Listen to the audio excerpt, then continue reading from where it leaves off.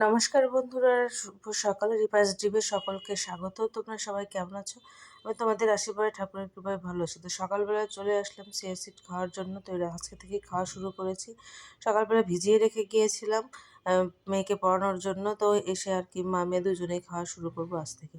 তো তারপরে দেখো চলে আসলাম কাজ করার জন্য, মানে মেয়ের ঘরের বিছানা চেঞ্জ করে দিচ্ছি। কয়েকদিন ধরে মানে কিছুদিন বেশ কয়েকদিন হলো কোনো চাদর চেঞ্জ করা হয় না, সেগুলোই করবো। আর এর মধ্যে গ্যাস নিয়ে আসা হইলো, ছোট গ্যাসটা নিয়ে আসা হয়েছে। যেহেতু মাসের শেষ, তো সেহেতু আনা হলো। তো আর এই যে টমেটো এটা বের করা হয়েছে, এটাও রান্না করতে হবে। গ্যাস নিয়ে আসার পরে মাছ বের করেছিলাম, তো আলু সেদ্ধ ভাতেই দিয়েছিলাম, সেগুলো দিয়ে আর কি টমেটো দিয়ে একটু পাবদা মাছ রান্না করে দিচ্ছি, কারণ রান্না করতে করতে অনেকটা দেরি হয়ে গেল। মেয়েকে প্রাইভেটে রেখে আসছে। আর মানে দাদা বলতেছে প্রচণ্ড ক্ষুধা লাগছে, কিন্তু তার যেহেতু বারবার প্রেশার লো হয়ে যাচ্ছে এবং টাইম মতো খেতে হবে, কিন্তু তাও আজকে তো টাইম মতো হলোই না। তো যেহেতু গ্যাস আসতে আসতে দেরি হয়েছে, যে ছিল না, এসে করছে। তো একটা ভাবলাম একটা ডিমও ভেজে দিই। তো এদিকে খাবার দিয়ে দিলাম, একটা ডিম ভাজলাম আর চট করে একটু পাবদা মাছের তরকারি করলাম। আর আমার জন্য এখন কিছু রান্না করা হয় না, কারণ দুপুরবেলা আমার খেতে ইচ্ছে করতেছিল না। আমি সকালবেলায় খিচুড়ি খেয়েছি, মা মেয়ে খিচুড়ি খেয়েছি তিনজনেই। তো সে কারণে আর আমার এখন আর খেতে ইচ্ছে করতেছিল না। যাই হোক, তোমাদের দাদাকে খাবার দিয়ে দিলাম। তো তারপরে আমি স্নান-টান করে নিয়ে একটু কাপড় ছিল, তো সেটাই একটা কেচে আমি স্নান করলাম। স্নান করে পূজা করে যে চলে আসলাম তোমাদের মাঝে।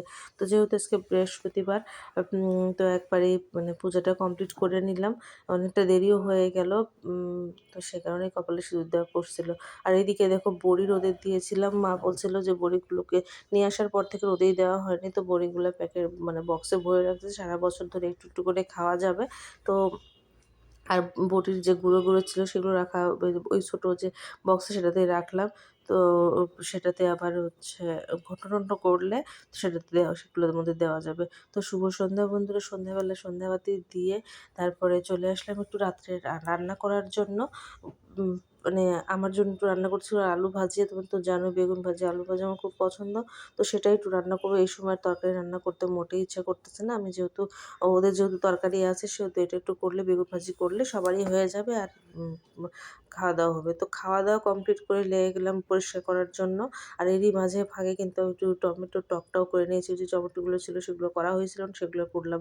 আর এই যে গাছগুলোর জল চেঞ্জ করে দিলাম, ওটা পরিষ্কার করলাম। ডাইনিং টেবিলের অবস্থা অনেক খারাপ হয়েছিল, কারণ তেল চিটচিটে হয়ে গেছিলো। সব কিছু পরিষ্কার করার সময় হচ্ছিল না, শরীরটাও ভালো যাচ্ছিল না। তো আজকে অনেক রাত ভরে সব কাজ করলাম। প্রায় সকল কাজ শেষ করতে প্রায় 2টা 2:30 বেজে গিয়েছে। রান্নাঘর একেবারে, এই যে দেখো এই র্যাকটা একদম তেল চিটচিটে হয়ে গেছিলো। প্রত্যেকটা র্যাক এখন দেখো কত সুন্দর চকচক করতেছে। এগুলো পরিষ্কার করলাম। মেঝে, দেয়াল, টাইলস সব কিছু পরিষ্কার করলাম। উপর নিচ যত কিছু ছিল সব কিছু একদম মানে নিচ মেঝেরও একদম ঘষে পরিষ্কার করলাম। মানে কয়েকদিন না করলে এই অবস্থাটা হয়ে যায়। কয়েকদিন আসলেই করা হয়নি। রান্নাঘরের অবস্থা বেগতিক খারাপ ছিল। তো একদম ঘষে মেজে পরিষ্কার করে নিলাম। নিয়ে তারপরে আমি গেলাম আর কি এই রাত্রেবেলা। এখন মানে সব শেষ করতে করতে আমার 2টা বেজে গেল।